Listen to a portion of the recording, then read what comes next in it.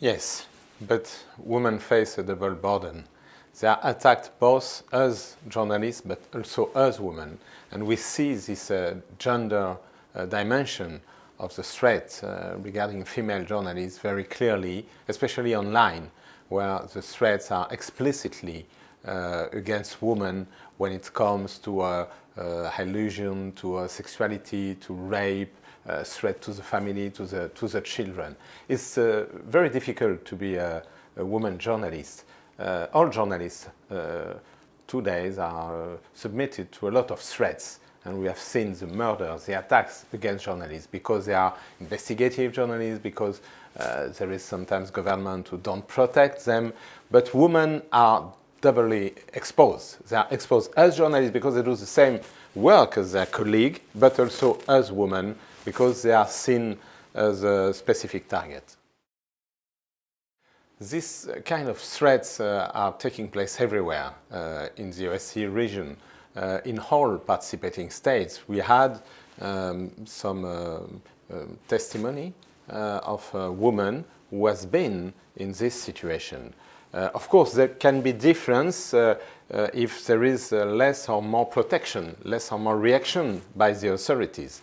But we see that everywhere, unfortunately, there has been women attacked, even killed in the OSCE region because of their work, because they were known as journalists or threatened as journalists or targeted as journalists. I could mention a lot of examples. I could just recall that Kim Wall from Denmark was killed in Sweden, that Daphne Caruana Galizia was killed in Malta, that Tatiana Felgenhauer was stabbed in Moscow recently. And online, there's thousands, unfortunately, of attacks against journalists. And when we have organized our workshop and we have bring women from all the OSCE states to testify, we have seen that it exists everywhere. Well, this is an issue my office is working on since 2015. And this year, we have gathered special groups of women, different groups of female journalists coming from different participating states in a workshop so that we can share experience, but also with experts work on the answer, on the kind of response. First, as for all harassment or threats against journalists, there is a need to fight against impunity. And it's the responsibility of the state to bring those responsible of that kind of threat or attack to justice, and not to minimize or to underestimate the gravity of that kind of threats, especially the online threats, because you can think it's just a post, it's just a tweet, but very often it's the first stage before physical attack. Second, we are working also on the way all communities are helping the women who are victims of this threat. You could think that journalists can handle it on their own, but the reality is that you can't, because there is also a risk of self-censorship, of refraining yourself to publish some information, to go forward in your investigative work, or to express freely your opinion, because you know that you're threatened as a journalist. So it's very important that in the media community, in also the judiciary, in the leadership of a local city, there is a consciousness, and that the women can be supported if such things happen. So we are working on it, and it's an ongoing process.